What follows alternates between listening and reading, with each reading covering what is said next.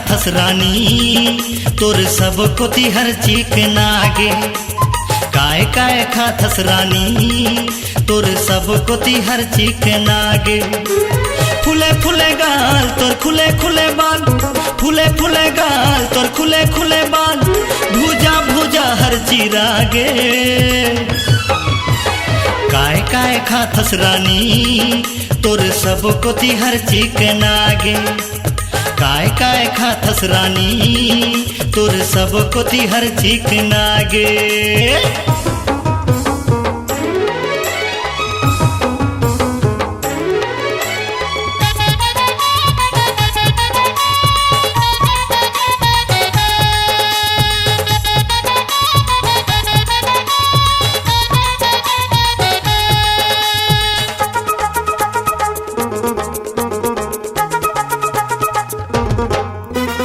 गोरी गोरी तोरे बदन लचके है पतली कमरिया।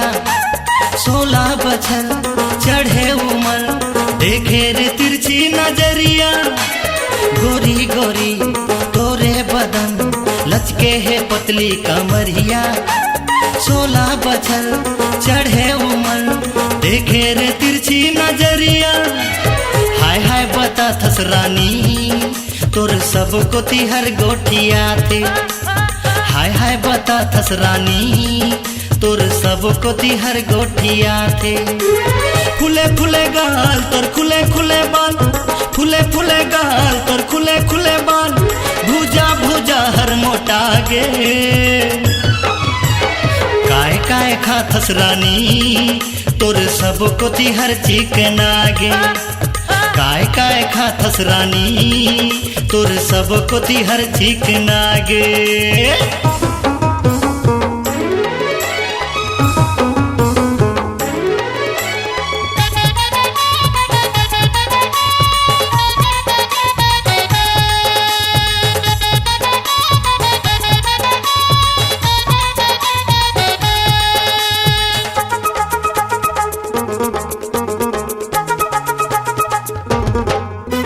सागर सही आँखी है तोर माथे में चंदा कष्टिकली।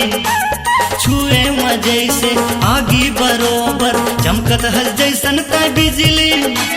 सागर सही आँखी है तोर माथे में चंदा कष्टिकली। छुए में जैसे आगी बरोबर चमकत हस जैसन का बिजली। टाय टाय गोठिया थस रानी तोर सब कोती हर गोठिया थे। टाय टाय गोठिया थस रानी तोर सब कोती हर गोठिया थे। फुले फुले गाल तोर खुले खुले बाल, फुले फुले गाल तोर खुले खुले बाल, भूजा भूजा हर मोटागे। काय खाथस रानी तोर सब कोती हर चीक नागे। काय खाथस रानी तोर सब कोती हर चीक नागे।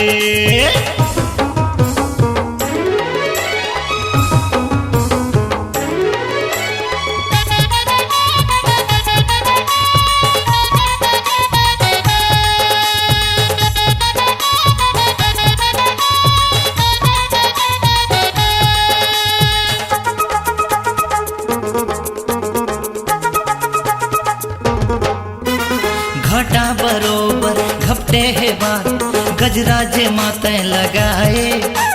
संगमरमर के मूर्ति बरोबर सज धज के तनला सजाए। घटा बरोबर घपटे है बाल, गजरा जे माते लगाए। संगमरमर के मूर्ति बरोबर सज धज के तनला सजाए। काय चुपर थस रानी तोर सब कोती हर मम हाथे। काय चुपर थस रानी तोर सब कोती हर मम हाथे।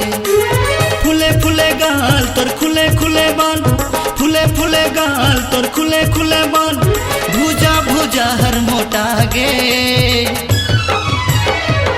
काय खाथस रानी तोर सब कोती हर चीक नागे।